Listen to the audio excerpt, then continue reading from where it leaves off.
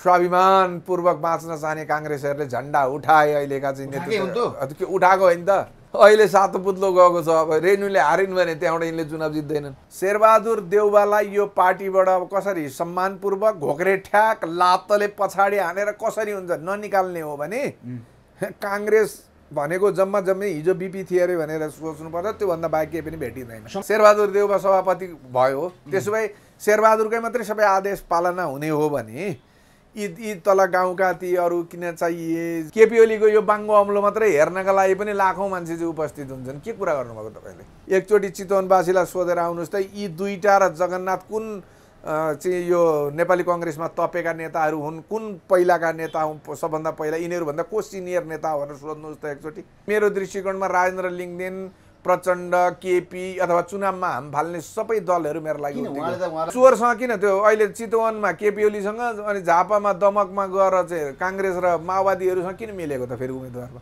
नैतिकता भएको मान्छेले एउटा उपमेयरको लागि चाहिँ केपी ओलीसँग त्यहाँ भागभन्डा खोज्न जान्छ प्रचण्डसँग त राम्रो सम्बन्ध छ अरे त हजुर प्रकाशजी स्वागत छ हजुरलाई धन्यवाद चुनाव नजिकै छ तपाईँको एजेन्डा आफ्ना खुसीमा छन् र चुनावको रसाकसी भइरहेको छ यहीँबाट सुरुवात गरौँ न फिलिङ्स कस्तो आइरहेको छ के को चुनाव आइरहेको स्थानीय निकाय चुनाव नेपाल सरकारले गर्न लागेको नेपाल देशमा स्थानीय निकायको देशमा स्थानीय निकायको यो चुनाव अथवा स्थानीय निकायको चुनाव केका लागि हुने गर्छ तपाईँलाई चाहिँ मैले लोकतन्त्रको एउटा विशेषता भन्छन् नि औपचारिकता चुनाव लोकतन्त्रको विशेषता लोकतन्त्रका अरू पनि विशेषता छन् लोकतन्त्रको परिभाषा भनेको लोक कल्याणकारी राज्यको अवधारणा अन्तर्गत लोक कल्याण लोकको हितका लागि गरिन्छ मलाई तपाईँ बताउनुहोस् मैले अस्ति पनि तपाईँलाई मैले भनेको थिएँ तपाईँ खोजमूलक पत्रकारितामा जोड दिनुहोस् भनेर तपाईँलाई मैले भनेको थिएँ नि अन्तको कुरा छोडिदिनुहोस् तपाईँहरू काठमाडौँमा बसेर पेसा गर्नुहुन्छ यहीँबाट आफ्नो जीविकोपार्जन गर्नुहुन्छ तपाईँलाई म यहीँ काठमाडौँकै कुरा गर्छु आजभन्दा 5 वर्ष अगाडि काठमाडौँमा चुनाव सम्पन्न स्थानीय निकायको चुनाव सम्पन्न हुँदा यही प्रश्न तपाईँले मान्छेलाई गर्नुभएको थियो होला यसै गरी यहीँका कोही उम्मेदवारलाई भोट पनि हाल्नुभएको थियो होला विद्यासुन्दर साक्य अथवा एमालेको उम्मेदवारले जितेको थियो त्यति बेला घोषणापत्र पनि सार्वजनिक भएको थियो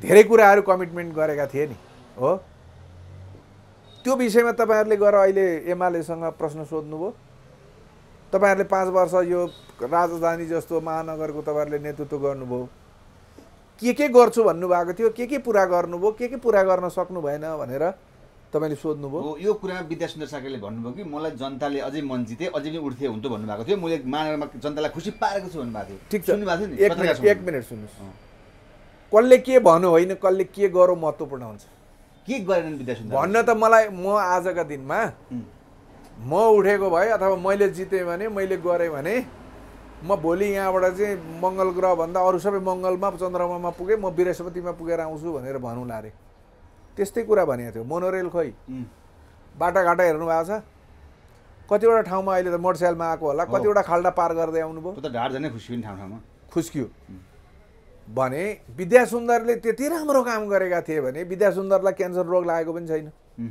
विद्यासुन्दरलाई अरू कुनै टिबी सिबी रोग यस्तो केही पनि छैन मान्छे त्यस्तो सारा छ अनि किन विद्यासुन्दरलाई टिकट नदिएर फेरि केशव स्थापितलाई हिजो मन्त्री भएको मान्छेलाई फेरि यहाँ महानगरमा चाहिँ त्यो बनाउन किन ल्याएको त योजना भएका मान्छे हक्की स्वभावका पहिला पूर्व टेस्टेड भइसकेका मान्छे सुन्नुहोस् न यो स्थानीय निर्वाचनमा हक्की स्वभाव स्थानीय निर्वाचनका लागि ह्यान्डसम स्थानीय निर्वाचनका लागि चाहिँ तालु खुइलेको हुनुपर्ने भन्ने कहीँ प्राप्त साहस भएका मान्छे भन्ने हिसाबमा छ केमा साहस पैसा खान भ्रष्टाचार गर्न लुट्न के को साहस त यो साहस भनेर भन्नुहोस् न होइन हजुरले विरोध गर्ने नाममा खालि यही स्लोगनले चाहिँ काम लागिरहेको छ त भन्ने कुरा के भ्रष्टाचार हे भगवान् हे प्रभु मलाई चाहिँ तपाईँ चित्त बुझाउनुहोस् न भनेको विद्यासुन्दरले राम्रो काम गरेका थिए भने किन हटाएको यी केशव स्थापित हिजो अस्तिसम्म प्रदेशको चाहिँ मन्त्री भएर बसेका मान्छे के भन्छ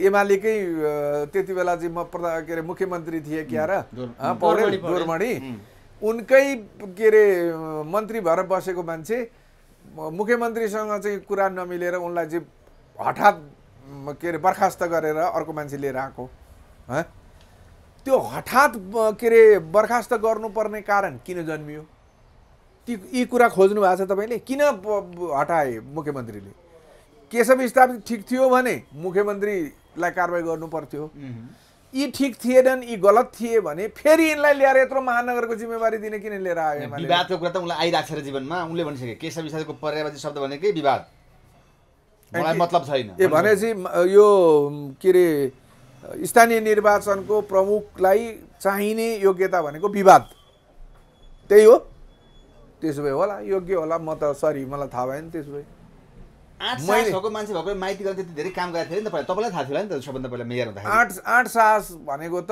अहिले यदि 8 र साहसको कुरा गर्नुहुन्छ अझ 8 र साहस भन्दा पनि दुस्साहसकै कुरा गर्नुहुन्छ भने त प्रचण्डलाई सोध्नुहोस् न कसलाई दिँदा उपयुक्त हुन्छ ड्याङ्ग गोली हान मार्दै भन्दा पनि डङ्की मान्छे छप्काएर हिँडेका रुखमा झुन्याएर मारेका जिउँदै खाल्डामा पुरेका अर्का घरमा गएर सित्तैमा लुटेर खाएका जे पायो जे भेट्यो त्यही लुट गरेका त्यस्ता ती पो त साहसी क्रान्तिमा त्यस्ता सामान्य कुरा भन्ने कुरा उहाँको आउँछ नि क्रान्ति फेरि क्रान्तिको कुरा झिक्नुहुन्छ क्रान्ति भने केलाई भन्छ क्रान्ति 200 वर्ष पछाडि यो मुलुकलाई जुन ठाउँमा पुर्याउने हो राजनीतिक रूपमा उन्नतिको रूपमा प्रगतिका लागि आज त्यो चिज गर्नु भनेको क्रान्ति हो जनयुद्ध क्रान्ति थिएन त्यसमा कट फेरि अस्ति भने फेरि त्यो देश सक्ने युद्ध थियो के को जनयुद्ध हुन्छ त्यो अहिले हेर्नुहोस् न यही हिसाबले भरतपुरमा यो दोहोरिने कुरा नगर्नुहोस् न दोहोरिने कुरा नगर्नुहोस् मलाई जनयुद्धको विषय त्यो जनयुद्ध सनयुद्ध यी कथित कुराहरू नगर्नुहोस् यदि तपाईँको माओवादीको युद्ध यो मुलुकका लागि मुलुक हितका लागि मुलुक कल्याणका लागि त्यो उद्देश्यका साथ गरिएको थियो भने आज कति वर्ष भयो 20 वर्षभन्दा बढी भएन 25-26 वर्ष भयो 20-22-25 वर्षसम्म यो मुलुकमा भएको परिवर्तन देखाउनुहोस् त अनि मसँग कुरा गर्नुहोस् त्यसैले त्यो अस्ति भनेका कुरा नदोहोऱ्याउनुहोस् नयाँ केही छ भने ल्याउनुहोस् पुराना कुरा नकोट्याउनुहोस् मैले धेरैचोटि भनिसकेको छु जस्तो अर्जुन सर अब पत्रकारहरूसँग तपाईँ आज बसेर कुरा गर्दै गर्दा यो स्थानीय तहको चुनाव नभई पनि नहुने अवस्था थियो हैन संवैधानिक प्रावधान पनि हो यो चुनाव भयो अब तपाईँले जुन यो क्यान्डिडेटहरूको विषयमा नि प्रश्न उठाइदिनु भयो अब यो हिजोका ती क्रान्ति श्रान्तिमा पनि नजाउँ चुनावको हिसाबले सोच्दाखेरि स्थानीय तहलाई अगाडि बढाउने हिसाबले सोच्दाखेरि त यो उपयुक्त होइन र चुनाव अगाडि आउनु होइन किन होइन भने सबैभन्दा पहिलो कुरा भनेको आर्थिक रूपमा हामी आज पनि धेरै पछाडि रहेको मुलुक हो यो मुलुकको आर्थिक स्थिति भनेको धेरै तल आम रूपमा साँच्चै भन्नुहुन्छ भने 2 छाक भात खानका लागि मान्छेहरू सङ्घर्ष गरिरहेको परिस्थिति हो आफ्ना घरका छोराछोरी आफ्ना घरका परिवारलाई पाल्नका लागि आफ्नो मातृभूमि जन्मिएको ठाउँ आफ्नो घर आफ्ना आमा बाबु आफ्ना स्वास्नी छोराछोरी छोडेर अर्काको देशमा जहाँ धर्म पनि मिल्दैन भाषा पनि मिल्दैन कुनै चिज पनि मिल्दैन सर्टिफिकेटमा एमए पढेका मान्छे छन् एमए गरेका डिग्री गरेका मान्छेहरू छन् ब्याचलर ग्रेजुएट गरेका चाहिँ मान्छेहरू छन् त्यस्ता मान्छेहरू आज तपाईको खाडीको त्यो मुलुकमा गएर चाहिँ भेडा चराएर बसेर त्यहाँबाट पठाएर पैसा पठाएर यो मुलुकको अर्थतन्त्र धानिएको अवस्था छ तपाईँ सोध्नुहोस् त आज 5 महिना 6 महिनासम्म कोरोनाको कारणले अथवा अन्य कुनै अरू कारणले चाहिँ रेमिटेन्स आउनलाई चाहिँ डिप्रेसनको स्थिति घट्दाखेरि पैसा कम आउँदाखेरि आज अहिले के यो राष्ट्रको स्थिति के भइरहेछ तपाईँ अर्थ मन्त्रालय अन्तर्गत त्यो त आर्थिक रूपमा हामी श्रीलङ्काको बाटोमा जाँदैछौँ भन्ने छ अब मलाई चुनावै हुनु हुँदैन जनप्रतिनिधि आउनु हुँदैन भन्ने दिशामा जाँदा त फेरि म बताउँदैछु जनप्रतिनिधि भने के म तपाईँको सेवा गर्छु मैले मेरो आफ्नो जुन जीवन थियो यो जीवनलाई पेशागत रूपमा मैले गर्नुपर्ने कामहरू पनि गरिसकेँ मेरा छोराछोरीहरूलाई शिक्षा दीक्षा दिनुपर्ने पनि मैले दिइसकेँ यो समाज हितका लागि उनीहरूलाई उदाहरणीय बनाउनका लागि के गर्नु पर्थ्यो त्यो पनि सकेँ गरेँ अब म तपाईँहरूको सेवा गर्छु यो मुलुकको सेवा गर्छु र म दीर्घजीवी भएर मरिसकेपछि पनि बाँच्ने मान्छेको रूप धारण गर्छु है भनेको हो जनप्रतिनिधि भनेको जनताको सेवा गर्छु भनेको हो कि होइन हो मान्नुहुन्छ नि त्यसलाई पैसा तलब दिने तिनीहरूले चाहिँ भ्रष्टाचार गरे भने तिनीहरूको ढाकछोप गर्ने मैले अस्ति पनि भनेको थिएँ तपाईँ जानुहोस् त अख्तियारमा अहिले योभन्दा अगाडिका स्थानीय निकायहरूको भ्रष्टाचारका मुद्दाहरू कति आएर त्यहाँ थुप्रिएका छन् गरेर एकचोटि गरेर सोध्नु सबभन्दा तल त्यही निकायबाट भ्रष्टाचार भएको सबभन्दा बढी अब त्यो एउटा पाटो रहला, तर त्यसो भन्दैमा चुनावै हुनु हुँदैन, जनप्रतिनिधि आउनै हुँदैन भन्ने भयो भने म भन्छु तपाईँलाई, जब कुनै चिजको परीक्षण हुन्छ नि, कुनै चिज 5 वर्ष अवलम्बन गरिन्छ, त्यसलाई चाहिँ प्रयोग गरिन्छ, त्यो असफल भयो, त्यसले हामीले खोजेको दृष्टान्त, हामीले खोजेको परिणाम दिन सकेन भइसकेपछि त्यसलाई समीक्षा गर्नुपर्छ कि पर्दैन? हाम्रो कहाँनिर त्रुटि भयो, हामीले कहाँनिर गल्ती गऱ्यौँ, कुन चिज गर्दाखेरि हामीलाई यो चाहिँ त्यो के अरे भ्रष्टाचार बढ्नुको पछाडि योग्य कामहरू चाहिँ स्थानीय निकायमा हुनुपर्ने कामहरू हुन नसकेको कारणले, यी सबै कारणहरू के कारणले आए? तलब घटी भएर भएको हो कि तलब बढी पो दिनुपर्ने हो कि तलब दिइसकेपछि उनीहरूलाई चाहिँ उत्तरदायित्व वहन गर्ने कुरामा पनि अलिकति फोर्स गर्नु, जिम्मेवारी बोधको चाहिँ अवस्था सिर्जना गर्नुपर्ने हो कि, अथवा यो भ्रष्टाचारकै सन्दर्भमा पनि स्थानीय निकायमा त्यसलाई चेक गर्नका लागि अर्को कुनै निकाय, अरू कुनै चिज पो स्थापित गर्नु सोच्नु पर्दैन थियो? भनेको यो अहिलेको संरचनामा एकचोटि अडिट गराउनु पर्थ्यो। अडिट मात्रै होइन, समीक्षै गर्नुपर्छ यो चुनावको बारेमा भाइ। यो चुनावले यो मुलुकको स्थानीय तहलाई त सिंहदरबारको अधिकार हामीले गाउँ गाउँमा पुर्याउँ भने तपाईँलाई लाग्छ सिंहदरबारको भ्रष्टाचार गाउँ गाउँमा पुर्याइएको परिस्थिति हो? अधिकार होइन, केही पनि होइन। स्थानीय तह ठाउँ ठाउँमा जुन गठन भयो त्यसले जनतालाई के गरेको छैन। बरु कर्मचारीले स्थानीय निकाय सञ्चालन गर्दाखेरि डर थियो, उनीहरूलाई त्रास थियो, भोलि बा हामी चाहिँ छानबिनमा पो पर्छौँ कि, हामीले भ्रष्टाचार गर्दाखेरि केही पो यताउति हुन्छ कि। यी त अहिले डामेर छोडे पहिला त्रिशुल 3टा ट्याक्क त्रिशुलले डामेका साँडे हुन्थे नि, त्यस्तै भए।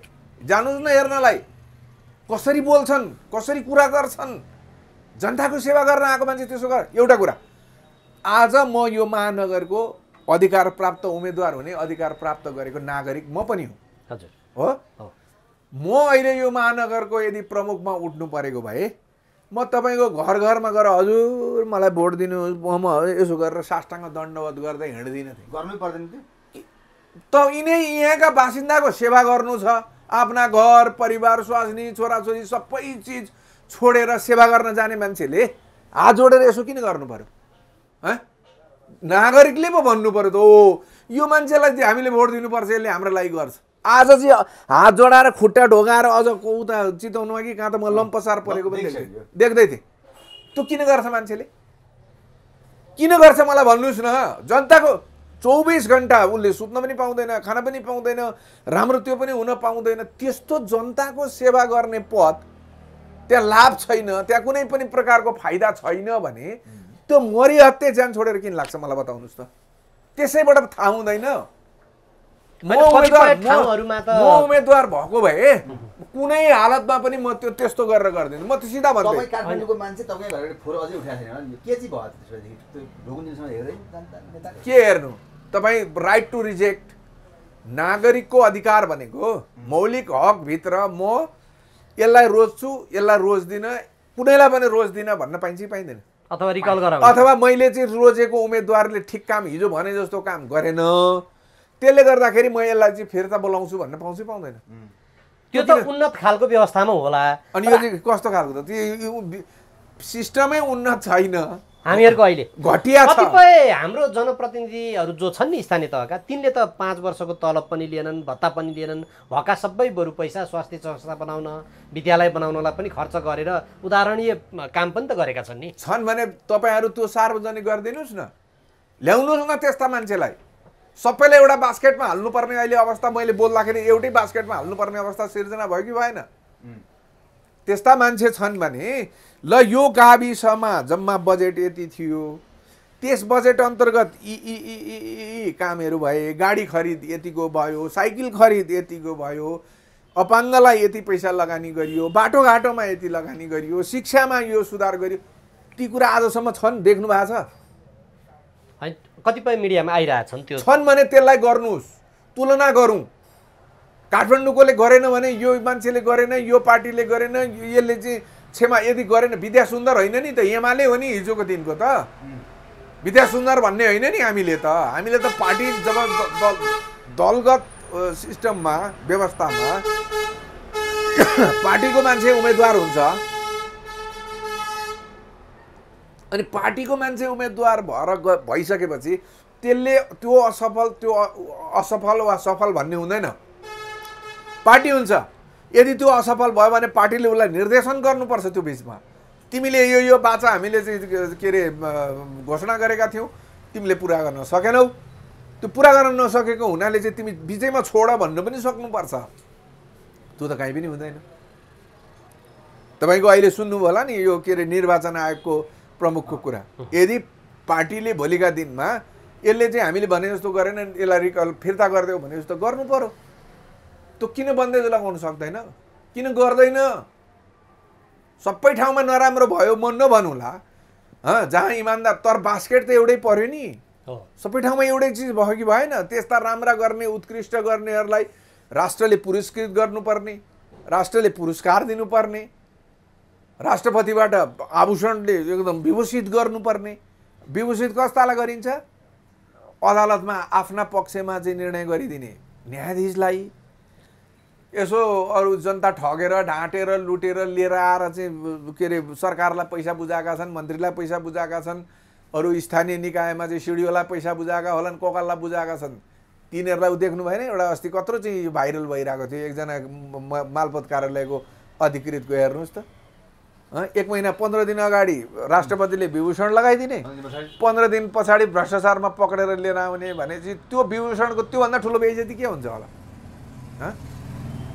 त्यसले गर्दाखेरि स्थानीय निर्वाचनको सन्दर्भमा पनि यो निर्वाचनको समीक्षा नगरी यसका गलत, यसका कमी कमजोरी, यसका त्रुटिलाई नसच्याई करेक्सन नगरी यसलाई समीक्षात्मक सबै दलहरू यो केही पनि छैन। फेरि यही हो, अस्ति एउटा हुलले खाएर निक्ल्यो, अब अर्को हुल आयो। प्रतिनिधि कस्तो देखिए पहिला? केही नयाँ देखियो?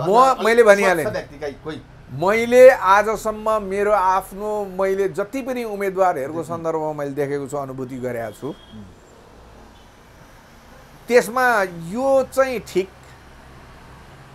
यसले चाहिँ भोलि गर्ला, एकदमै अनपेक्षित रूपमा चाहिँ यसले चाहिँ केही गरेर देखाउला, मैले त्यस्तो उम्मेदवार विरासत बोकेर आएकी हुनुहुन्छ अहिले सृजना सिंह, उहाँको सम्मान के छैन? गठबन्धनले आएको कुरा काठमाडौँ। हेर, मैले तपाईँलाई फेरि के भने, सबभन्दा ठुलो कुरो भनेको सिस्टम व्यवस्था हो क्या।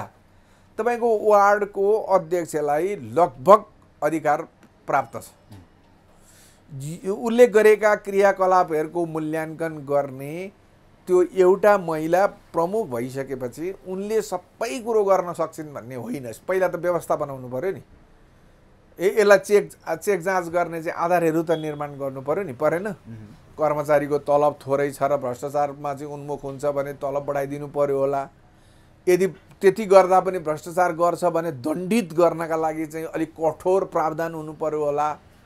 आजसम्म यो 5 वर्षको बिचमा यो मुलुकमा भ्रष्टाचार गरेर को मान्छे जेल गए तपाईँलाई थाहा होला नि त। उहाँले त्यही भन्नुभयो, काङ्ग्रेसको विरासत गणेशमानदेखि प्रकाश मुसलमले गरे घरदेखि समाज उपत्यका महानगर बनाउन आएकी छु भनेर प्रतिबद्धता छ त। यदि उहाँको गणेशमान सिंहदेखि लिएर उहाँको घर परिवारको हिजोको त्यो सब चिजलाई हेर्ने हो भने सबभन्दा उपयुक्त पात्र भनेको सृजना सिंह नै हो। उपयुक्त उहाँ नै हो 100% महानगरमा विरासतको हिसाबले कि होइन, गर्ने कुराको लागि पनि लोभ नराखिकन गर्छु भन्ने हो भने पनि सृजना सिंह सबभन्दा उपयुक्त पात्र हुन् काठमाडौँको लागि। पहिलो कुरा त महिला हुन्। हिजो आन्दोलनदेखि संविधानमै व्यवस्था भए अनुसारका सारा चिजमा आजका मितिसम्म त्यसरी काठमाडौँले महिला नेत्रीहरू प्राप्त गरेन। उहाँको त के भन्छ राजनैतिक पृष्ठभूमि हिजोको चाहिँ ससुरादेखि लिएर पतिदेखि लिएर सारा कुराको सन्दर्भमा पनि त्यो हो होइन। तर टीका टिप्पणी गर्नेले श्रीमती छोरीमै गयो गठबन्धन भन्छ। म चाहिँ त्यसो भन्ने पक्षमा छैन। उनको योगदान पनि छ नि, त्यो घर परिवारको योगदान छैन? प्रकाश मान सिंहसँग गएर एकचोटि सोध्नुहोस् त, हिजो जति बेला बाउको कारणले आफ्नो पुर्खाले आर्जेको सम्पत्तिको घर छोडेर कोठा भाडा कोठा भाडा लिएर गएर स्कुलमा पढेका मान्छे होइनन् प्रकाश मान सिंह? त्यो दुःख चाहिँ देख्नु पर्दैन? त्यो चाहिँ हेर्नु पर्दैन? महाधिवेशनको पुरस्कार दिए देउवाले भन्ने गर्छन् नि विरोध गर्नेहरू। फेरि कस्तो महाधिवेशनमा देउवालाई सहयोग गरेको? त्यो त एउटा स्वाभाविक प्रक्रिया हो नि। उनले त आफू हारिसकेपछि दुईटा मध्ये एउटालाई सपोर्ट गर्नु पर्थ्यो होइन हो? अलि बढी मत ल्याएको मान्छेलाई, जनताले अलि बढी रुचाएको मान्छेलाई उनले सहयोग गरे, त्यो कति ठुलो कुरा हो? राजनीतिको कोर्स नै चेन्ज हुन्छ। ए भाइ, ए सुन्नुहोस् न, म शिखरसँग लागेका भए भन्ने पनि छ क्या। म तपाईँलाई एउटा कुरा भन्छु, मलाई एउटा कुरा पहिला चित्त बुझाइदिनुहोस् न। आज स्थानीय निकायको चुनावमा उठेका मान्छेहरूको प्रतिस्पर्धा केमा हुनु पर्थ्यो? विकासमा होइन। जोसुकै मान्छे आए पनि काङ्ग्रेसले पनि कम्युनिस्टले पनि हामी यदि मेरो पार्टीको उम्मेदवारले जितेको खण्डमा 1 मा यो, 2 मा यो, 3 मा यो, 4 मा यो, 5 मा यो, यति महिनामा यो, यति वर्षमा यो, यति दिनमा यो भनेर चाहिँ अहिले बुझाउने हो। र यदि हामीले यति गर्न सकेनौँ भने, यति दिनभित्रमा हामीले काठमाडौँमा यो गर्न सकेनौँ, 1 महिनाभित्र यो गर्न सकेनौँ, 5 महिनाभित्र यो गर्न सकेनौँ, 1 वर्षभित्र यो गर्न सकेनौँ भने हामी राजीनामा गर्छौँ, ठाउँ खाली गरिदिन्छौँ भनेर देख्नु भएको छ। त्यो त देखिहाल्यो। लडाइँ त त्यसमा हुनुपर्ने होइन। अनि प्रकाशमान कि स्वास्नी के फरक पर्यो त? कोही न कोही कसै न कसैको पहुँचको त हुन्छ नि। प्रकाशमानको त देखियो कि स्वास्नी भइन्। तर अफर त आएको छ सर, विभिन्न त्यो घोषणापत्रमा विभिन्न अफरहरू चाहिँ दिएका छन्। सुन्नुहोस् न, म तपाईँलाई भन्छु, रिजाइनको कुरो गर्नु, यो पुरा गर्न सकेन भने हामी राजीनामा दिन्छौँ। यति दिन पछाडि राइट टु रिकलको कुरै गर्नु पर्दैन तपाईँहरूले, हामी स्वतः छोडिदिन्छौँ। त्यो ल्याएको छ। अब आफ्नै हात जगन्नाथ गरेर भाइ भतिजा छोरा नाति मामा माइजू सबै उम्मेदवार को खोज्न सकिन्छ भन्नेले अनि पुरा गर्न सकेन भने म फिर्ता बोलाउँछु भन्नेमा कसरी सहमत होला र? त्यसै कारण त यो चुनावको औचित्य छैन भने मेरो कुरा त तपाईँ आफै गर्दै हुनुहुन्छ। फेरि यहाँ सुन्नुहोस्, प्रकाशमान पात्र छनौटमा औचित्य नहोला, पात्र छनौट गलत गरे होलान्, तर सारमा फेरि यो चुनाव जुन यो पात्र छनौटको कुरै नगर्नुहोस्। म फेरि पनि तपाईँहरूलाई यो व्यवस्थाभित्र अहिलेको संविधान अन्तर्गतका चुनावका जस्तो सुकै पात्र ल्याए पनि योभन्दा फरक आउँछ भनेर कल्पना गर्नुभएको छ भने त्यो छोडिदिनु। फेरि नातावाद तपाईँले यो नातावाद यो धेर नातावादको कुरा गरेको हुनाले नाता चाहिँ राति खाटामा है, अनि नदेखिने नाता चाहिँ नदेखिने गरी अहिले उम्मेदवार उठाउन थालेका छन् नेताहरूले, शक्तिशालीहरूले। अहिले त रखैलेरलाई बनाउन जगन्नाथ पौडेल त 37 साल हो, के कुरा गर्नु? अरे हिजो चाहिँ त्यो तपाईँको अघि तपाईँले भनेको त्यो कथित जनयुद्धमा काङ्ग्रेसका सामान्य 54 सदस्य पनि नभएका मान्छे समात्दै बाँधेर पाता फर्काउँदै, कति त्यहाँबाट निर्वाचनमा आए, आफ्नो सम्पत्ति छोडेर, कतिले आफ्नो के गुमाए, सारा चिज गरे यिनै अपराधीको देखेर। अनि आज आएर शेरबहादुर देउबा सभापति भयो। त्यसो भए शेरबहादुरकै मात्रै सबै आदेश पालना हुने हो भने यी तल गाउँका ती अरू किन चाहिए, यिनीहरूका चाहिँ महासमिति सदस्य भनिया छ, अरू 54 सदस्य भनिया छ, सक्रिय सदस्य भनिया छ, केन्द्रीय समिति भनिया होला, कहाँ के भनेको होला।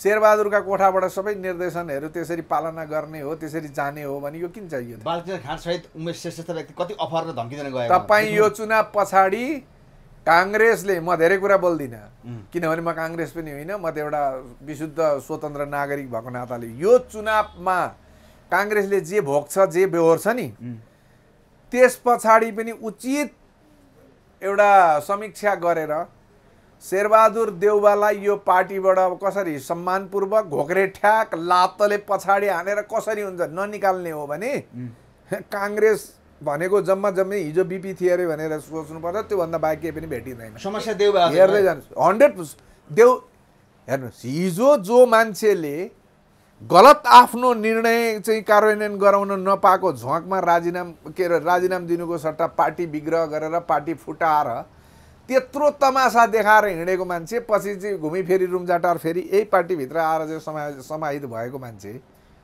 शेरबहादुर देउबा आजको दिनमा जे जति काम गरिरहेका छन् त्यो विदेशीको शक्तिशाली राष्ट्रको निर्देशनभन्दा बाहिर नेपाल र नेपालीलाई हेरेर केही पनि गरिरहेको छैन। रेणु दाहालका लागि भन्ने यत्रो गरिरहेको छ त सबै। त्यसले रेणु दाहाल एउटा सामान्य पात्रलाई किन तपाईँ फेरि महानगरको प्रमुख अहिले ती उम्मेदवार भनेका तपसिलका विषय हुन्।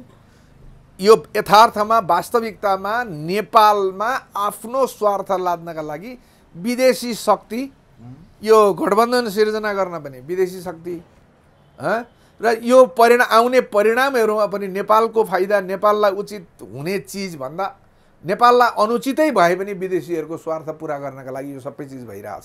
यो गठबन्धन जुन बन्यो नि, यो गठबन्धन खास गरी काङ्ग्रेस कम्युनिस्ट विभिन्न स्वार्थवादीहरूको गठबन्धन पनि भन्छन्, स्वार्थ केन्द्रित भनेका छन्। उनीहरूले भन्दाखेरि चाहिँ हामी प्रतिगमन विरुद्ध भन्छन्।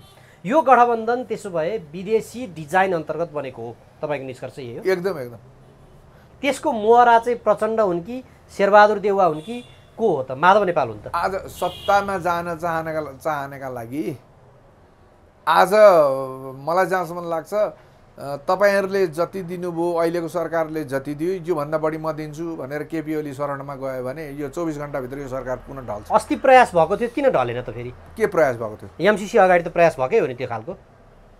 होइन, अनि मान्यो नि त, प्रचण्डहरूले मानेन नि त, एमसिसी नमानेर ढलिहाल्थ्यो त। अब त्यसो भने यो चुनावपछि, चुनावमा नतिजा जे जस्तो आउँछ, राज्य संयन्त्र सारा लाग्यो भरतपुरमा, अब त्यस पछाडि यहाँ काठमाडौँको पनि कुरा छ, विरासतको कुरा अघि पनि गरियो। यो समग्रमा यो चुनाव पछिको राजनीतिक परिदृश्य चाहिँ तपाईँले के देख्नुहुन्छ? यो गठबन्धन तोड्ने अथवा आफ्नो स्वार्थमा फेरि चाहिँ नि अर्को गठबन्धन बन्ने हुन्छ कि अब बाल हिजो जितियो हुँदैन, अब जे जस्तो भयो फेरि सुधारौँ भनेर यही गठबन्धन अगाडि बढ्छ? एमाले अहिलेको स्थानीय निर्वाचनमा चाहिँ होइन, अहिले पनि पहिलो कुरा त म निर्वाचन नभइन्जेलसम्म निर्वाचन पूर्ण रूपमा सफल होला, निर्वाचन राम्रोसँग सम्पन्न गर्ला, त्यो कुरामै मलाई चाहिँ शङ्का छ। भने चुनाव हुनेमै शङ्का गर्नु पर्ने ठाउँ छ अझै? शङ्का छ, म शङ्का गर्छु, म व्यक्तिगत रूपमा म शङ्का गर्छु।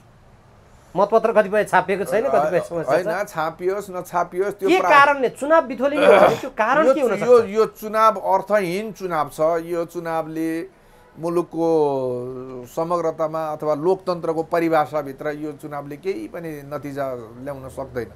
त्यो ल्याउन नसक्ने हिजो जे भयो त्यही दोहोरिने हो, त्योभन्दा बाहेक अरू केही पनि हुँदैन। हिजो के दोहोरियो भन्दा सिंहदरबारको अधिकारलाई त्यहाँ पुर्याउने भने त थियो, तर सिंहदरबारमा जुन एउटा ठुलो भ्रष्टाचार हुन्थ्यो, जनहितभन्दा बाहिर काम हुन्थ्यो, केही मान्छेहरूलाई पोस्ने काम हुन्थ्यो, केही मान्छेहरू धनी हुन्थे, रातारात धनी बनाइन्थ्यो, तिनै चिजहरू अहिले स्थानीय निकायमा लगिएको छ, गएको छ।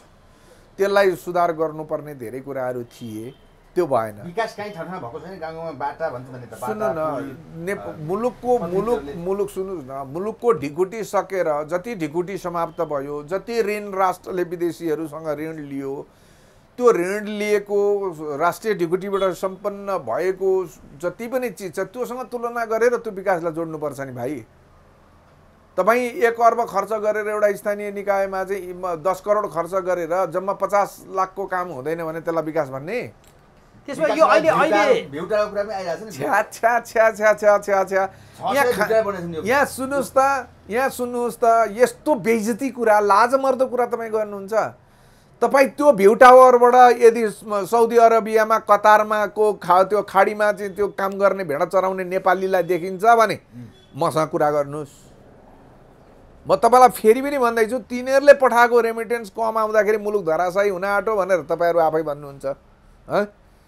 अनि त्यसले त्यसलाई ल्याएर उत्पादनशील क्षेत्रमा लगानी गर्ने, तिनीहरूले सिकेर आएको प्रविधिलाई आफ्नै स्वदेशभित्र चाहिँ लगानी गर्ने र उत्पादनशील क्षेत्रमा लगानी गरेको कारणले स्वनिर्भर आत्मनिर्भर हुँदै जाने भन्ने कुरो कहाँ छ?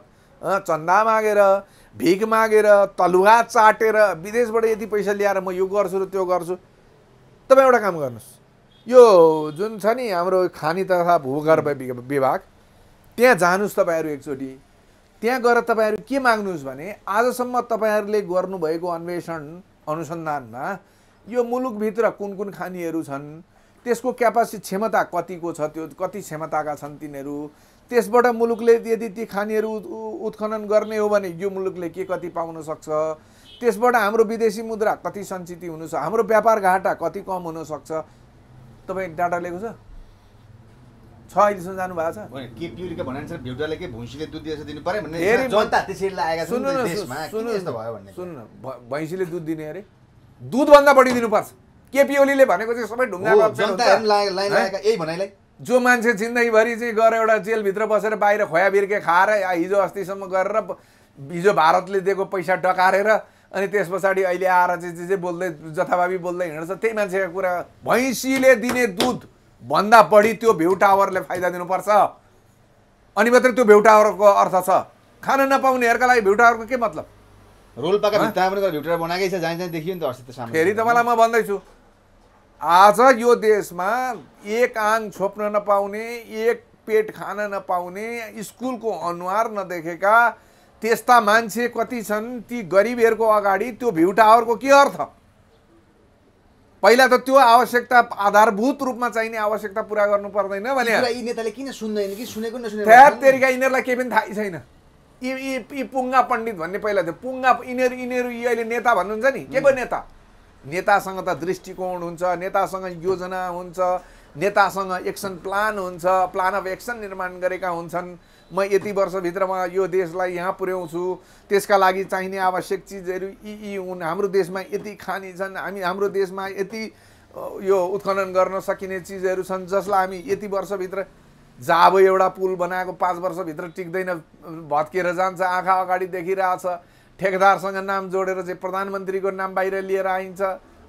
प्रधानमन्त्रीकी श्रीमती भ्रष्टाचारमा निर्लिप्त भएर चाहिँ दुनियाँ पैसा उठाएका कुराहरू आउँछन्। अनि तपाईँ चाहिँ केपी ओली नै को केपी ओली र तपाईँ केपी ओली भनेको यो मुलुक आजका दिनमा पैसाले शासन गरिरहेको छ। जोसँग पैसा छ त्यसैले शासन गर्छ। खान नपाएका गरिब मान्छेहरू आवश्यकताका चाहिँ जन्जिरभित्र चाहिँ जकडिएका मान्छेहरूलाई चुनावमा लगेर अलिअलि छरछार गरिँदाखेरि आखिर एउटालाई दिनै पर्ने भोट त उनीहरूलाई मरोस् भनेर गएर भोट हालिदिन्छन्। त्यसलाई यिनीहरू जालझेल षड्यन्त्र खुकुरी डन्डा गोली बारुद बन्दुक जे प्रयोग गरेर भए पनि ल हामीले जनताको अभिमत पायौँ भनेर चाहिँ यहाँ माथि आउँछन् अनि डकार्छन्।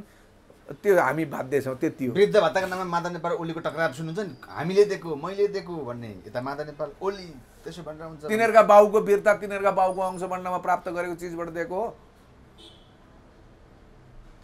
पाइन्छ त्यसरी जताभावी पैसा छर्नलाई? उमेरको आधारमा पैसा दिने हो कि वर्गीय आधारमा पैसा दिने हो? तपाईँले दिएको 5000 रुपियाँले यो के भन्छ क्यान्सर लागेको एकजना चाहिँ 70 वर्षको मान्छेको उपचार हुनसक्छ? अथवा कहीँ बस्ने बास एउटा घर समेत नभएको मान्छेले त्यो 5000 रुपियाँले चाहिँ उसका सम्पूर्ण जीवनका चाहिँ सबै चिजहरू पुरा हुन सक्छन्? के भनेको थियो?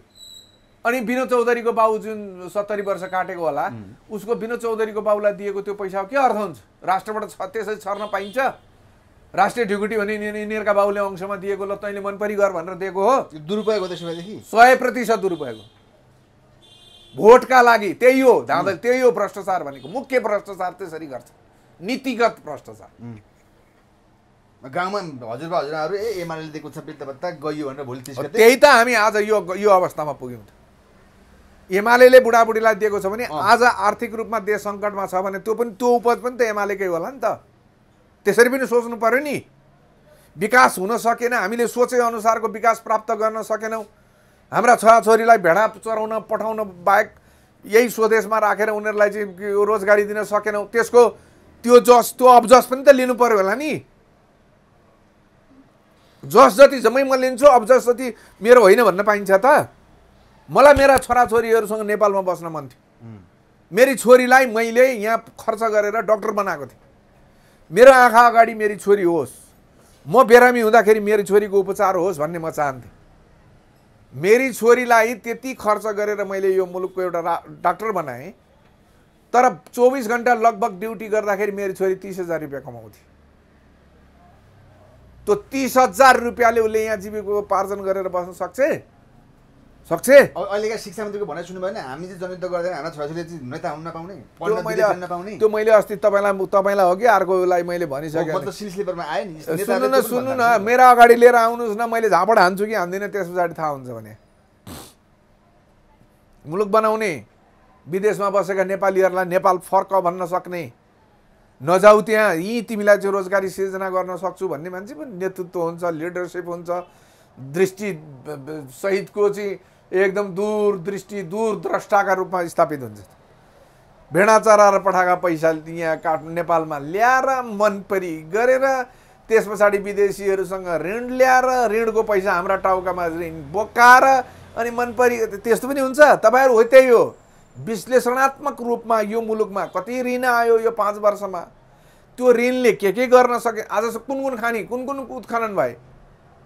हिजो अस्तिसम्म नवल परासीमा चाहिँ त्यो फलाम खानीको कुरा थियो, 1 नम्बरको फलाम छ भनेर कुरा आउँथ्यो।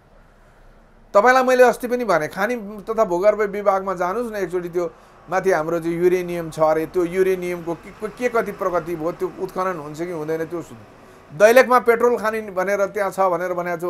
हाम्रो के अरे वैदेशिक घाटा यति ठुलो रूपमा 14-15 खर्बभन्दा बढी चाहिँ त्यो के अरे घाटा व्यापार घाटा देखा परेको छ।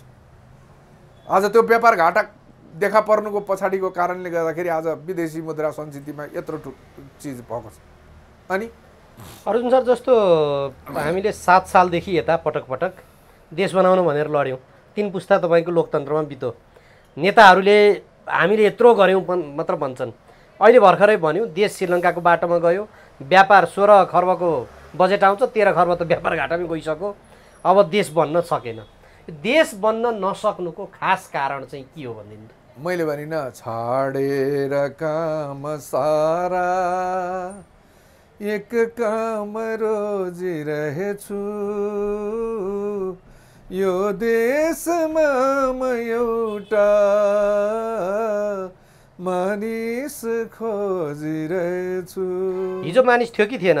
भएको भए महेन्द्र थिए, राजा महेन्द्र थिए। बिपी कोइराला कोइरालाले अवसर त पाएका थिए, तर राजासँग महेन्द्रसँगको टकरावले गर्दाखेरि मुलुक दुर्भाग्य नभइकन चुनाव जितिँदैन। अरू सबै चिज अहिले गए, ती जम्मै चिज धाक धम्की बन्दुक गोली यी थर्काउने गर्ने कुराहरू गए, सकियो।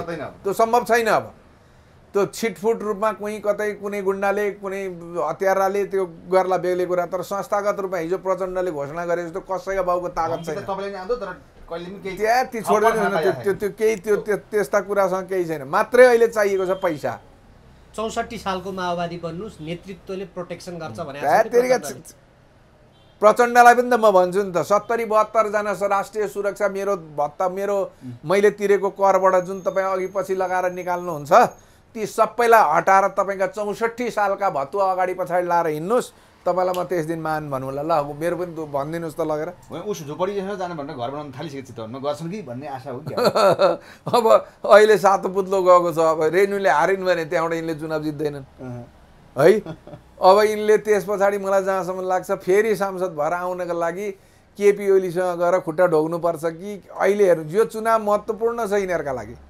यो चुनावमा यदि चितवनमा रेणुले हार्ने, मलाई हार्न त अब लगभग हारिनु होला, मलाई जित्छिन् जस्तो मलाई लागेको छैन। किनभने स्वाभिमानपूर्वक बाँच्न चाहने काङ्ग्रेसहरूले झन्डा उठाए। अहिलेका चाहिँ नेतृत्व उठाएको होइन त। जगन्नाथ पौडेलको इन्टरभ्यू मैले त शक्तिशाल भनेर नाम दिएको छु उनलाई। बलियो अजङ्गको शक्तिशाल। कति अफर आयो उनलाई, कति पत्ते कुरा आयो, उनले पत्याएन। यस्ता नेता हुँदैछ नेतामा। तपाईँ सम्झाउन गएको, सुन्नुहोस्, तपाईँ चितवन जानुहोस् र मेरो एउटा प्रश्नको जवाफ लिएर आउनुहोस्। अहिलेको गृहमन्त्री गएका होइन सम्झाउन, अनि त्यो उमेश श्रेष्ठ भनेको चाहिँ त्यो विशुद्ध पैसा पेलेर अहिले मन्त्री भएको, हैसियत भएर भएको होइन कि लगानी भएर भएको होइन। लगानी चाहिँ भएको, तर बुढा नीलकण्ठ दरबारमा लगानी भएको मान्छे है, त्यही त हो नि। त्योभन्दा बाहेक अरू के छ त? के भुँडी हेरेर दिएको हो त? उमेश श्रेष्ठको भुँडी हेरेर दिएको हो त? त्यो पैसा छ योसँग, भोलि चुनावमा काम लाग्छ भनेर दिएको के? शिक्षा लुटेर खाएको मान्छे हो। शिक्षामा धनीका छोराछोरीलाई लुटेर, पैसा चाहिँ लुटेर त्यस पछाडि धनी भएको मान्छे हो। बोर्डिङ स्कुलहरू हिजोका दिनसम्म तिनै प्रचण्डहरूले चाहिँ ताला लाउँदै आगो लाउँदै हिँडेका होइनन्? त्यसैको अगुवा होइन उमेश श्रेष्ठ भनेको मान्छे? त्यही त सम्झाउन गएका यी दुईजना होइन। एकचोटि चितवनवासीलाई सोधेर आउनुहोस् त, यी दुईटा र जगन्नाथ कुन चाहिँ यो नेपाली कङ्ग्रेसमा तपेका नेताहरू हुन्, कुन पहिलाका नेता हुन्? सबभन्दा पहिला यिनीहरूभन्दा को सिनियर नेता हो भनेर सोध्नुहोस् त एकचोटि। यो त अहिलेको गृहमन्त्रीको त मैले अस्ति पनि भनेको छु, यो पैसा कलेक्सन गर्न माहिर मान्छे, पहिल्यै एकदम नाम कमाइसकेको, पहिल्यै मन्त्री अरू मन्त्रालय खाँदै पैसा कमाउनु। अझ यी भन्दा पनि यिनकी श्रीमती छन् मन्जु खाँड नाम गरे है। अनि ती पैसा कसरी निकाल्नुपर्छ, यो मन्त्रालय अन्तर्गत कसरी निकाल्न सकिन्छ भन्नेमा माहिर, त्यही भएको कारणले दिएको। नत्र भने त यो बालकृष्ण खाँड त धेरै जुनियर हो जगन्नाथ पौडेल भन्दा।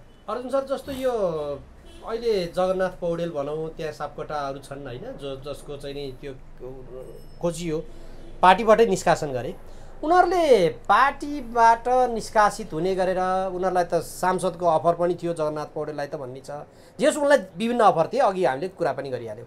त्यो सबै कुरालाई तिलाञ्जली दिएर अहिले रेणु विरुद्धमै उनी ठ्याक्कै किन आए, अथवा चुनावमा उनी किन खडा भइहाले? तपाईँ यो जुन पत्रकारिता क्षेत्रमा हुनुहुन्छ नि, तपाईँले राम्रो पत्रकारिता गर्दै हुनुहुन्छ, जनतालाई सुसूचित गर्ने काममा अब्बल दरिनु भएको छ भने तपाईँलाई मैले के भने भाइ तपाईँले चाहिँ यस्तो यस्तो मेरो चाहिँ खराब गरिदिनु भयो, जनताको आँखामा मेरो चाहिँ बर्बाद गरिदिनु भयो, यसले मलाई एकदमै ठुलो घाटा पुर्यायो, म तपाईँलाई 50 लाख रुपियाँ दिन्छु, यो क्यामेरा थन्काइदिनुहोस् भन्यो भने तपाईँ के गर्नुहुन्छ? म थन्काउँदिनँ। पैसाका लागि हो, त पैसाका लागि गर्नुहुन्न थियो, पैसाका लागि गर्दै हुनुहुन्छ भने खुत्रुका बाबरे मेरो त यो गन्तव्य यहीँ थियो, भेटेँ भन्नुहुन्छ, गोजीमा हालेर क्यामेरा मलाई बुझाएर जानुहुन्छ। तर इथिक्स, जुन नैतिकता, जुन चिजको लागि तपाईँले गर्न सोचेको छ, म जागरणको काम गर्छु, मर्नुभन्दा मरेपछि पनि म जीवन्त हुन चाहन्छु, बाँच्न चाहन्छु यो मुलुकमा, यो यो यो यो हाम्रा पुर्खाले निर्माण गरेको विरासतलाई म राख्न चाहन्छु भनेर तपाईँ लाग्नु भएको छ भने तपाईँ पैसामा बिक्नुहुन्छ? त्यसो भए यो मूल नेतृत्व जुन छ नि माथि भएको, त्यो नेतृत्वले चाहिँ यो ठाउँमा त्यहाँ मात्र होइन अन्यत्र पनि छ, त्यहाँको अलि बढी चर्चामा भएको हो, त्यसले चाहिँ किन यो विषयमा चाहिँ विचार पुर्याएन होला? तपाईँको अहिलेको नेतृत्व भनेको मलाई के लाग्छ भने यदि केपी ओलीको सरकार नढलेर केपी ओली नै प्रधानमन्त्री भएको भएदेखि यो शेरबहादुर देउवा यो पार्टीको सभापति हुँदैन थियो, किनभने शेरबहादुरसँग पैसा हुँदैन थियो त्यति बेला, खतम छ, समाप्त छ। तपाईँ हेर्नु होला यो स्थानीय निकायको चुनाव र परिणाम पछाडि तपाईँ एकचोटि फेरि मसँग कुरा गर्न आउनु होला, अनि म त्यस दिन तपाईँलाई आज बोलेका कुराहरू म पुर्याउँछु। त्यो ध्वस्त हुँदैछ नेपाली कङ्ग्रेसको जुन आजको यो गठबन्धनले जे सिर्जना गरेको छ। मैले भनेको पनि छु, प्रचण्डसँग मिलेका दिन भनेको छु, अब पालो काङ्ग्रेसको भनेको छु, त्यो पालो सुरु भएको छ। जस्तै हजुरले प्रचण्ड ओलीसँग मिल्छन् भने जस्तो कुराले अहिले ओली शक्तिशाली हुने देशमा साँच्चै नै त्यसो भएदेखि गठबन्धन आजको सन्दर्भमा पैसा जससँग पैसा बोल्छ नि, मान्छेहरूको विवेक नबोलेर पैसा बोल्छ। आजको दिनमा केपी ओली शक्तिशाली छन् र अत्याधिक रूपमा उनकै पार्टीले चुनाव जित्छ।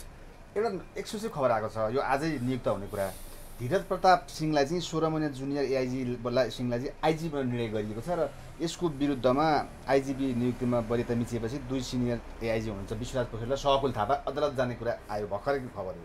तपाईँ राजेन्द्र बहादुर सिंह भण्डारी होला पहिलाका एआइजी, उनलाई भेट्नुहोस् एकचोटि। यो विषयमा म यही बताउँदैछु त, सुन्नुहोस् न, म बताउँदैछु।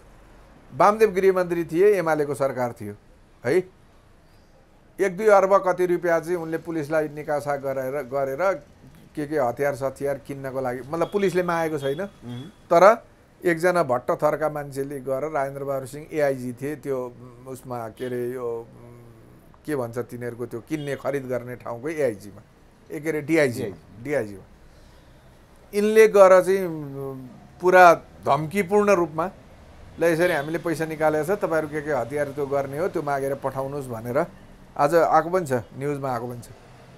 त्यो गरिसकेपछि उपेन्द्रकान्त अर्याल आइजिपी, राजेन्द्र सिंह भण्डारीले तिमीले सिकाउने हो, कति के चाहिन्छ के चाहिँदैन भन्ने कुरा तिमीहरूले जान्ने हो कि हामीले जान्ने हो भनेर जवाब दिएर ती मान्छेलाई तिमी निक्लेर गइहाल यहाँबाट भनेर निकालिसकेपछि दीपक भट्ट कि के नाम गरेको मान्छे आज न्युजमा पनि छ, त्यो मान्छे निक्लेर गए। त्यसको 1-2 दिनमै राजेन्द्र सिंह भण्डारीलाई त्यहाँबाट सर्वा गरियो, तर उपेन्द्रकान्त आइजी थिए, उनले त्यो किन्ने काम नगरिदिए बापत त्यो पैसा फ्रिज भएर गयो हो कि नि। एकचोटि गरेर राजेन्द्र बहादुर सिंहसँग भेटेर कुरा गर्नु, राजेन्द्र सिंह भण्डारीसँग भेटेर त्यो हुनु पर्थ्यो, हुनु पर्दैन थियो। हुनु पर्थ्यो भने सर्वेन्द्र खनालले सर्वोच्चबाट कसरी जितेर फर्कियो त? अर्कोलाई बनाउँदाखेरि एउटै एआइजी अहिलेकै जस्तो पृष्ठभूमिमा के अरे वरिष्ठता हुँदैन, 1 वर्ष 1.5 वर्ष कति जेठो चाहिँ विश्व पोखरेल भन्ने मान्छे छन् अरे, त्यहाँ एआइजी विश्वराज पोखरेल भन्ने मान्छे भन्ने छन्, अरू एआइजी होलान्। धीरज प्रतापै किन त 16 महिना जुनियर भनेर आयो? सुन्नु न, त्यही त किन त? के राजनीति खेलै हुन्छ यसमा अथवा के? एउटा इन्सपेक्टर सर्वा गर्न पैसा नखाइकन गर्दैनन्, एउटा बढुवा गर्न पैसा नखाइकन गर्दैनन् हो भाइ, गर्नुहोस् न अनुसन्धान। मान्छे आइजीमा करोड हुन्छ, 23 करोडको कुरा आएको छ, तर यो त आवधिक अहिले सुरुको यो बैनाबट्टा मात्रै होला। कहाँबाट आउँछ र पछि पुर्ताल गर्ने कुरा? तपाईँ आजसम्म तपाईँहरूले खोज्नु भएको छ त्यहाँ भएका ठेकापट्टाको यो के सशस्त्रमा कति ठेकापट्टा भयो त? मैले भने न, मलाई यो देशको कार्यकारी प्रमुख बनाइदिनुहोस् त, म अरू केही पनि गर्दिनँ। यिनीहरूलाई सम्पत्ति विवरण यी आइजिपी भएका, यी आइजिपीबाट निक्लिएका, सचिवबाट निस्किएका, भौतिक योजना मन्त्रालयमा मन्त्री खाएका, ती सचिव भएका, चिफ इन्जिनियर भएका, ती को छन् तिनीहरूलाई एकचोटि तिम्रो सम्पत्ति विवरण बुझाऊ भनेर चाहिँ आदेश गरोस् त सरकारले। तपाईँहरू गएर सोध्नुहोस् न तपाईँको सम्पत्ति कति हो सर, हिजो सार्वजनिक पदमा बस्नुभयो, तपाईँहरू सोध्न सक्नुहुन्न? जानुहोस् त सोध्नुहोस् त। योभन्दा अगाडिको खनाल थिए नि, तीसँग सोध्नुहोस् त। एउटा कुनै टेन्डरमा घटिहालेको टेन्डरलाई नदिकिन आइजिपीको तजविजी अधिकार प्रयोग गरेर त्यो बढिहाल्नेलाई यिनीहरू टेन्डर दिन्छ। कसका मान्छेले धीरज चाहिँ को? धीरज प्रताप। धीरज प्रताप मैले सुनेसम्म त अब उता के भन्छ बुढा नीलकण्ठ दरबारको चाहिँ किचन क्याबिनेटका किचनको चाहिँ प्रमुखका अरे भने आज नियुक्ति भयो त? भइसके हो, त्यही कुरा गर्दैछु तपाईँसँग। ए त थाहा भयो। 16 महिना जुनियर रहेछन्, त्यही भएर विश्वराज पोखरेल र सकुल थापा अदालत जाँदै भनेर पनि समाचार आइरहेको छ। त्यो त जालान् तर अब अदालत पनि त अब अहिलेको अवस्थामा त त्यो अब पारै नलाग्ने प्रधान न्यायाधीशलाई चाहिँ के भन्छ त्यो महाअभियोग लगाएर यस्तो हुँदो रहेछ, अब छलफल पनि हुनु नपर्ने, केही पनि नपर्ने। बुढा नीलकण्ठबाटै धीरज प्रताप भए जुनियर रहेछन् र पनि भए माओवादीलाई नि स्वीकार्य भयो। प्रचण्डसँग त राम्रो सम्बन्ध छ अरे त। समाजवादीलाई समाजवादी त त्यसको कुरा छोड्नुहोस् न है, त्यो त केपी का बनाएको भन्छन् नि सौताको रिसले पोइको काख हग्ने भने सुन्नु भएको छ? त्यो माधव नेपालको हैसियत भनेको त्यही हो। र यो चुनाव सायद यो चुनाव पछाडि सबैले आफ्नो आफ्नो हैसियत थाहा पाउँछन्, को कहाँ कति के भन्ने। मान्छे देउबा हुन्जेल त आफ्नो मान्छे र यस्तो माथि पोस्टसम्मलाई ढ्याङ गर्दा रहेछ। मलाई अरू कुरा थाहा छैन। देउबा यो देशको कार्यकारी प्रमुख हुइन्जेलसम्म, हुन त अरू पनि त्यस्तै नै हुनु, अरूलाई चाहिँ मैले चोख्याउनु खोजे होइन, तर बढी र घटीको कुरामा देउबा हुइन्जेल कुनै पनि नियुक्ति, कुनै पनि सरुवा, कुनै पनि बढुवा। तपाईँलाई म एउटा उदाहरण दिन्छु, पत्ता लाएर आउँछ है ल। सशस्त्र प्रहरीमा केही दिन अगाडि एसएसपीबाट चाहिँ तपाईँको डिआइजी बनाइए है, 3 जना बनाइए क्या र। ती 3 जनामा सिनियर चाहिँ एकजना कृष्णराज पाठक भन्ने मान्छे सिनियर थिए।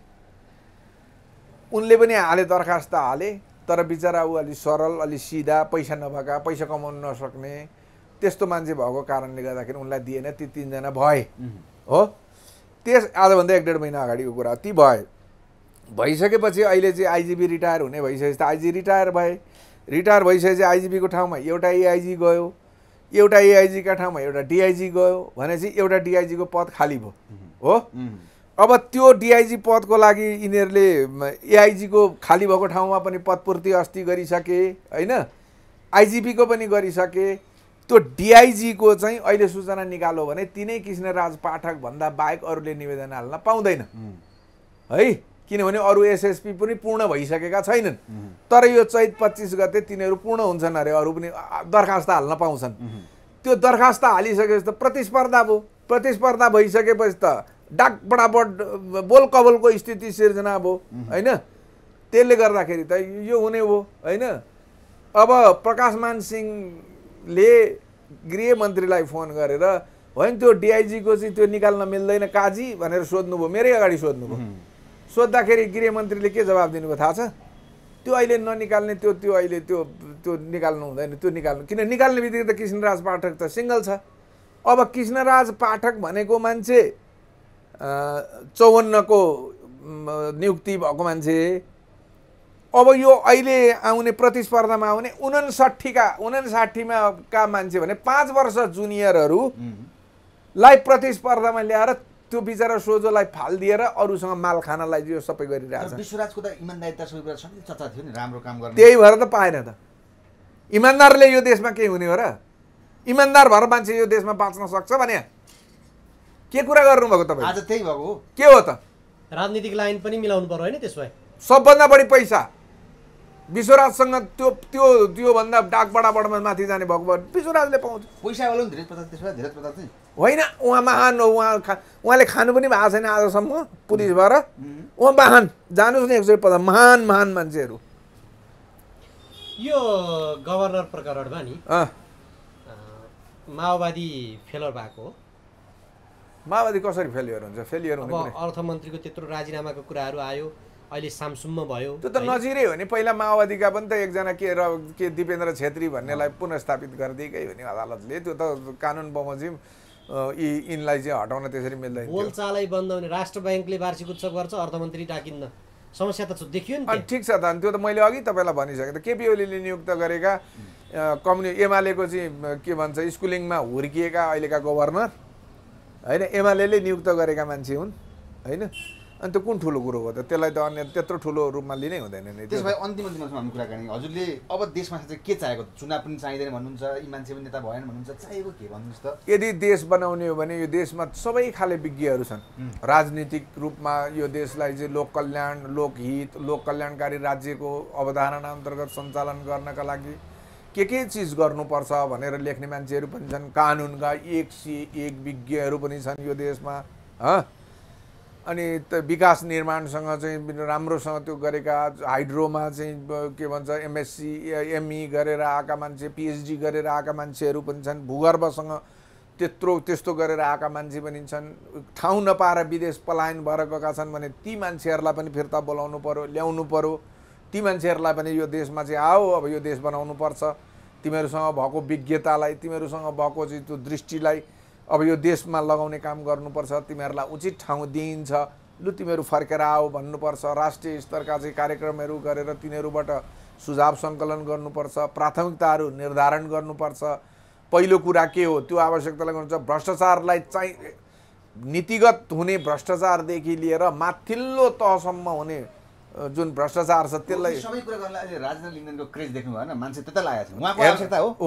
राजेन्द्र लिङ्गदेन र अहिले मेरो दृष्टिकोणमा राजेन्द्र लिङ्गदेन, प्रचण्ड, केपी अथवा चुनावमा हाम फाल्ने सबै दलहरू मेरो लागि उहाँलाई चोर भनेर चाहिँ, अनि चोरसँग किन त्यो अहिले चितवनमा केपी ओलीसँग अनि झापामा दमकमा गएर चाहिँ काङ्ग्रेस र माओवादीहरूसँग किन मिलेको त? फेरि उम्मेदवारमा किन मिले? यो हेर्नुहोस्, माथि पुगेर उयो 8-10वटा सिट हिजो कमल थापाले गरे नि, त्योभन्दा फरक केही पनि त्योही हो। त्योभन्दा बाहेक जनजातिको छोरो जनजातिका छोराहरू थुप्रै छन् त्यहाँ। जनजातिको बुद्धिमान तामाङ पनि जनजातिकै छोरा थियो, त्यहाँ अरू पनि जनजातिका होलान्। हरेक पार्टीमा जनजातिका छोराहरू छन्, सबै छन्। तर झापा बसेर अलि बढी चतुर लिङ्गदेन भएको हुनाले यो मौकाको फाइदा लिन खोजेका हुन्, त्यो सफल हुँदैन। जनता त पछि लागेको देखिन्छ नि त, यसो मास हेर्दा अरू ठिक छ त, मास कहाँ देख्नु भएको छ? केपी ओली अहिले जाँदाखेरि मास देख्नुहुन्न? केपी ओलीको यो बाङ्गो अम्लो मात्रै हेर्नका लागि पनि लाखौँ मान्छे चाहिँ उपस्थित हुन्छन्। के कुरा गर्नुभएको तपाईँले? अनि किन केपी ओली अनि अहिले शेरबहादुर निक्लिने हो भने मान्छे भेला हुँदैनन्? लिङ्गदेनका जति मात्रै मान्छे हुन्छ नि त शेरबहादुर अहिले जाने हो भने। तपाईँको ट्रकमा खरिद गरेर फुलमाला लिएर आएर लगाउन तयार हुन्छन्। अनि त्यस्तो मलाई भिडलाई, त्यो भिड हो, त्यो देखाउनको लागि भिड हो। ती विभिन्न कारणले ल्याइएका मान्छे हुन्। भोलि चुनावको परिणामले तपाईँले सबै कुरा वार्लाङ्गै थाहा पाइहाल्नु। राजा पुनर्स्थापना गर्ने उहाँको एजेन्डा हो नि त, हिन्दू धर्मको कुरा गर्नु। अब राजा यो चुनाव सम्पन्न हुने हो भने राजा फिर्ता ल्याउने कुरोको जसले गर्छ त्यसलाई 2 लाख पछाडिबाट दनक दिए हुन्छ। यो चुनावभन्दा अगाडि नै केही भयो भने भयो, भएन भने राजा आउ देश बचाउ भन्ने भन्दैछु त। यो चुनाव सम्पन्न हुने भने राजाको कल्पना पनि नगरे हुन्छ। राजालाई त्यस पछाडि नागरिकको रूपमा कुरा गर्न थाले हुन्छ। राजा स्थानीयको कि प्रदेश र सङ्घको पनि यो स्थानीय निर्वाचनको चुनाव हुनु भनेकै संसदको चुनावका लागि बाटो खोल्नु हो। त्यहाँ कुनै पनि परिमार्जन छैन, केही पनि छैन, जस्ताको तस्तै हो भनेर बुझ्नु हो होइन। त्यस पछाडि चुनाव त हुन्छ, किनभने राज्य सरकार विहीन भएर त बस्न सक्दैन। त्यस्तो अवस्थामा त्यसैले यो चुनाव सम्पन्न हुने बित्तिकै कुरा के बुझ्नुपर्छ भने अब यो मुलुक गणतन्त्र हो। यी भएका यी ठुला पार्टीहरूलाई जति जे गल्ती कमजोरी गरेका छन्, जे गरेका छन्, यिनीहरूलाई तह लगाउने वातावरण बनाउन खोज्नुपर्छ। हामी जस्ता मान्छेले गल्तीलाई स्पष्टसँग चाहिँ गल्ती भन्नुपर्छ। अपराध गरेका छन् भने अपराध गर्यौ भन्नुपर्छ। भ्रष्टाचार गर्यौ भने भ्रष्टाचार गरेका छौ, लुट्न छोड भन्नुपर्छ, कराउनुपर्छ। यिनीहरूलाई नि साइजमा ल्याउने प्रयत्न गर्नुपर्छ। त्यस पछाडिको उपाय अरू केही पनि छैन। यी सत्तामा जानका लागि हिन्दू धर्म, त्यस पछाडि राजा, त्यस पछाडि सङ्घ, त्यस पछाडि प्रदेश, यी सबै भनेको भोटका लागि हो भन्ने कुरा बुझ्यो भने सब नाटक हो। सब नाटक हो भने कसैको त्यो राजेन्द्र लिङ्गदेन उसका छोड्दै। अब यसपालिको चुनाव पछाडि यदि जनताले त्यस्तो गरेछन्, भएछ, ठुलै कुरो प्राप्त भएछ र देखाउने हैसियतमा पुगेछन् र देखाएछन् भने म त्यस दिन तपाईँलाई बोलाएर फेरि माफी मागौँला। तर मैले देखेको कुरा त्यही यो राजेन्द्रले अहिलेको यो चुनावमा बाबा मलाई यतिको इथिक्स नैतिकता भएको मान्छेले एउटा उपमेयरको लागि चाहिँ केपी ओलीसँग त्यहाँ भागभन्डा खोज्न जान्छ? केपी ओलीको पार्टीमा भोट हाल जा भनेर जानु भनेको गणतन्त्रलाई स्वीकार गर्नु होइन। अहिलेको गठबन्धनसँग दमकमा चाहिँ मिलेर एउटा मेयर पद पाउनका लागि त्यहाँ गएर मिल्नु भनेको गणतन्त्रलाई स्वीकार गर्नु होइन। सबै मान्छे लाटा जम्मै तोरीलाउरे मात्रै छन् त यो देशमा मतदाता। म त अलिकति बुझेको मान्छे हो त, मैले बुझेको कि त मलाई गलत साबित गरेर देखाउनुहोस् न, त्यस पछाडि कुरा गरौँला। मेरो त सोच के थियो भने यो चुनावमा जानु पहिला भने पनि थियो सडकबाटै 6 महिनाभित्रमा चाहिँ म राज संस्थालाई हिन्दू धर्मलाई फर्काउँछु भनेर बोले होइन लिङ्गदेनले। म यदि यो के जनक्रान्तिको चाहिँ आह्वान यो काठमाडौँको अस्ति उनीहरूले गरेको खुला मञ्चमा त्यहाँ यदि मलाई बोलाइएको भए, मसँग सल्लाह परामर्श गर्न जानेको भए गएका भए अहिले म काठमाडौँलाई चाहिँ म यो सच्चा क्रान्तिका लागि चाहिँ आगो बालेर देखाइदिन्थेँ। जनता तयार थिए। तपाईँ सुन्नुहोस्, जनता आज महँगीमा छ, जनता अहिले महँगीको मारमा छ, राज्यको ढुकुटीको अवस्था त्यो स्थितिमा छ, भ्रष्टाचारले डाँडा काटेको छ, भ्रष्टाचारको कुनै सीमा छैन, कुनै पनि ठाउँमा भ्रष्टाचारविहीन अड्डा भनेर कुनै चिज बुझिँदैन। यस्तो बेलामा यदि राजेन्द्र लिङ्गदेन सही थिए, राजेन्द्र लिङ्गदेन ठिक थिए, राप्रपा ठिक थियो भने उनले सडकबाट चाहिँ आह्वान गर्न सक्दैन थिए जनतालाई। अब यो राजाको विकल्प छैन, अब यो के अरे यो संहिता खारेज गर्नुको विकल्प छैन, धर्म स्थापित नगरिकन चाहिँ कुनै ऊ छैन। त्यसैले हामी मर्न तयार छौँ, हामी मार्न तयार छौँ, हामी सडकमा निक्ल्यौँ भनेर आन्दोलन सिर्जना गरेको भए के हुन्थ्यो? तपाईँलाई किन बोलाएन त्यसपछि? मेरो जो सत्य बोल्छु, जो निष्ठा साथ बोल्छु, यसलाई पार्टीभित्र ल्यायो भने त्यसले भोलि खान दिँदैन हो माइला। बुझे अनि के त नि, सबैले त्यही त हो नि, अरू के हो त नि? मलाई कसैले राख्नै सक्दैन भने मलाई कोही अडिन सक्नु होला। अनि कहाँ राख्छन्? म अडिन त मैले भनिनँ तपाईँलाई, म भगवान् पशुपतिनाथ, दक्षिणकाली, काल भैरव कहाँ गएर मैले भन्नुपर्छ? म कुनै दिन राजनीतिमा आउनुपर्ने भयो भने म तिमीहरूको अगाडि हात जोडेर खुट्टा ढोगेर भोट पनि माग्दिनँ। मैले त्यस पछाडि जितेर गर्ने भनेको तिमीहरूको सेवा हो। सेवा गर्नलाई किन मैले तिमीहरूको खुट्टा ढोग्नु? मलाई 1 पैसा 4 न 54 पैसा पनि म खान्न, मलाई चाहिँदैन पनि। म कुनै भत्ता पनि लिन्न, कुनै पनि मलाई जे भत्ता आउँछ म जुन क्षेत्रबाट जितेको हो त्यही ठाउँमा ल्याएर दिन्छु, तिमीहरू सामाजिक काममा प्रयोग गर भन्ने मान्छेलाई। नेता अब करोड होइन अरब हान्छु भन्ने नेता छन् तपाईँ। अनि मलाई कसैले पार्टीमा लान्छ? राजेन्द्र लिङ्गदेनले मलाई पार्टीमा लगेर आफै काल निम्त्याउनु छ? मेरो त आन्दोलन थियो, मैले भनेको थिएँ त्यही भएर अबको आवश्यकता आन्दोलनभन्दा बाहेक अरू छैन। किन हिजो माओवादीले निकालेका सडकमा निकालेका मान्छेहरू आज खुसी छन्? तिनीहरू रुष्ट छैन? वीर गीतले गर्दा कति थोक देख्नु भएन? अनि त्यो आज अहिले त यो महँगी, यो पेट्रोलको भाउ, यो आज सारा यिनीहरूलाई पेट्रोलको भाउमा चाहिँ भ्याट र राज्यका चाहिँ यी भतुवा पाल्नका लागि कर थप्दै हामीले सारा तिरेर चाहिँ यी भतुवा पाल्नुपर्ने कुनै कारण छ? भतुवा भनेका कामविहीन ठाउँमा चाहिँ पद दिएर राखेर राष्ट्रको ढिकुटी रित्याउने जति छन् ती सबै भतुवा। आज जसले चुनावमा चाहिँ हिजोको घोषणा पत्रमा मैले यो गरेँ, यो पुरा गरेँ, मैले 1 पैसा मात्रै पनि मैले यो पदमा बसेर अपचलन गरेको रहेछु भने मेरा छोराछोरीहरू सम्पूर्णको मृत्यु होस्, पशुपतिनाथले सारा मेरो भस्म गरून् भनेर जो बोल्न सक्दैन ती सबै भतुवा हो, सबै हुन्, सबै। त्यो भन्न के, यदि जनताको सेवा गरेको छ भने पशुपतिमा गएर मैले 5 वर्ष चाहिँ विशुद्ध रूपमा जानेर कुनै त्यस्तो कुनै कर्म गरिनँ, मैले कसैलाई चाहिँ त्यो विश्वासघात पनि गरिनँ, मैले यो खाँदा पनि खाइनँ। यदि मैले गरेको रहेछु र खाएको रहेछु भने मेरो शाखा सन्तान 7 पुस्ता ध्वस्त होस् भन्न किन सक्दैन मान्छेले? किन सक्दैन? ल्याउनु न एउटा दुईटालाई पहिला तपाईँ इन्टरभ्यू लिनु न। ल यही विधा सुन्दर साकेलाई मैले काठमाडौँ महानगरपालिकामा म मेयर भएर बसेर 1 लाल कौडी पनि मैले चाहिँ कानुनभन्दा नियमभन्दा बाहिर गएर खाएको रहेछु भने मेरा शाखा सन्तान 7 पुस्ता समाप्त हुनु भने ल त्यति गरेर ल्याउनुहोस् त, अनि म तपाईँसँग बोलौँला, त्यसले गफ गरौँला, ल्याउनुहोस्। उहाँका योजना छ त तपाईँको घर गाड्ने फोहोर अझै कुन थाल्यो होला? अब त कुरै नगर्नुहोस् न। त्यो के छ, त्यो फोहोर उठाउन पनि विद्या सुन्दरले उठाएको हो र हामी पैसा तिर्छौँ 300 कति रुपियाँ महिना पछि। त्यसो गर्दा नि उठ्दैन, 300 रुपियाँ तिर्छौँ हामी त्यहाँ राख्नलाई तिरेको। आज अहिले त फेरि अर्को नियम बनाएका छन्, दसैँ भत्ता भनेर पनि छुट्टै थपेर दिनुपर्छ अहिले त ती कर्मचारी जो फोहोर उठाउनेलाई दसैँ भत्ता अरे त्यो पनि दिनुपर्छ। त्यसै अन्तिममा अब यी जनतालाई चाहिँ हजुरको एउटा स्वतस्फूर्त रूपमा के भन्नु छ अब चुनाव आउन लाग्दैछ केही छ भन्नुपर्ने? अब मेरो त त्यही हो, पैसा बाँड्न मान्छे आउँछन् है। अब कति 17-18 हजार कति तिम्रो टाउकामा राज्यले ऋण बोकाएको छ अहिले। जन्मिँदाखेरि छोरोले त्यो सन्तानले नातिले त्यति टाउकामा बोकेर जन्मिन्छ।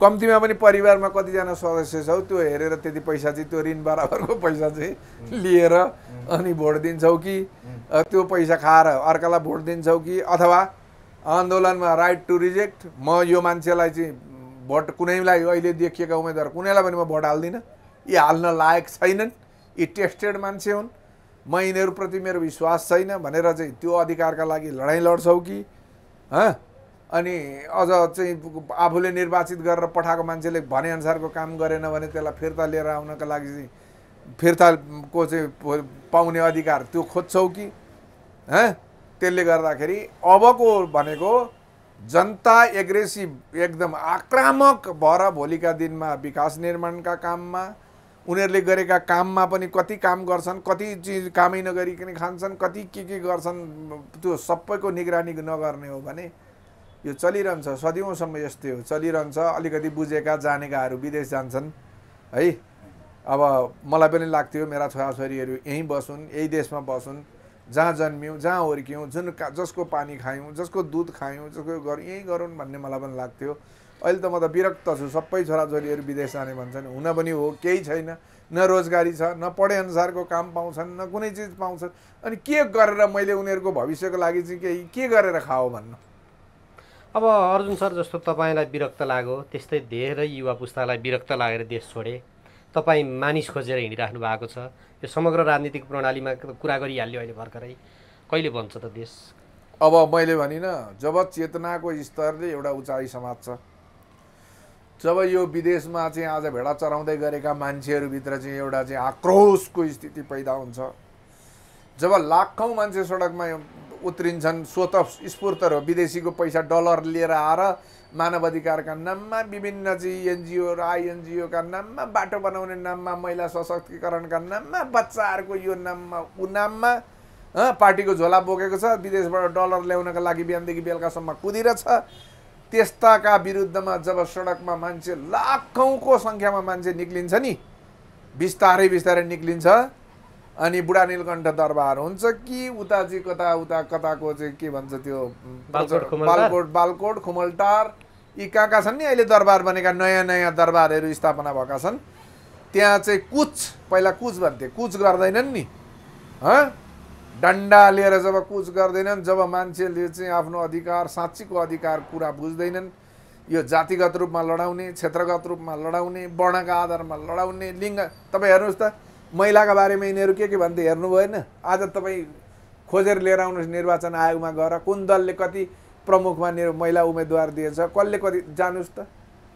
37% उठाएकामा सबभन्दा कम माओवादीबाट आयो। अनि जातिगत रूपमा उठाएर लिएर आउनुहोस्, यो दलितलाई कति दिए, उपेक्षितलाई कति दिए, अल्पसङ्ख्यकलाई कति दिए, सबै बाहुनका छोरालाई दिइरहेछन्, भनिरहेछन् बाहुनले खायो भन्दा पनि छोड्दैनन्। त्यसैले हेर्नुहोस् परिस्थिति यस्तो छ। म त तपाईँहरूसँग फेरि पनि भन्छु, एकचोटि पत्रकारहरूले खोजी पत्रकारिता प्रारम्भ गर्नुहोस्।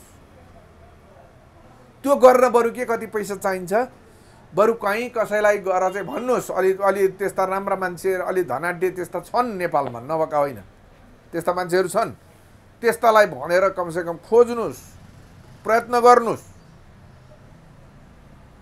मलाई एकचोटि आउँदाखेरि तपाईँ मैले भनिनँ जो खानी तथा भूगर्भ विभागमा जानुहोस् न तपाईँहरू एकचोटि, यो देशमा कति चिज रहेछ तपाईँहरू नै जिब्रो टोकेर आउनुहुन्छ, जानुहोस् त। त्यो बराह क्षेत्रको माथि हामी त्यो बराह क्षेत्रको माथि जाँदाखेरि त्यहाँ कोइला खानी भेटियो, त्यो कोइला मान्छेले त्यहाँबाट कोइला कोट्याएर बाहिर निकालेर लिएर आएर त्यो बालेको मैले देखाएको छु। त्यहाँ कोइला खानी छ र त्यो छ भने अहिले आसामबाट भारतको आसामबाट कोइला लिएर आएर यी भट्टा सट्टामा चाहिँ अरबौँ रुपियाँ विदेशिन्छ, टाढा पनि छैन, जत्राबाट 7-8 किलोमिटर भन्दा माथि मात्रै हो त्यो। किन खोजिँदैन, किन गरिँदैन? यो देशलाई यो गरिबीमै राख्नुपर्ने कारण केका लागि? त्यसैले म फेरि पनि तपाईँहरूलाई अनुरोध गर्छु, अब मसँग तपाईँहरू केही प्रश्न सोध्न आउनुहुन्छ भने यस्ता कुरा सङ्कलन गरेर आउनुहोस्। हस्, समयलाई समय दिनुभयो, धन्यवाद।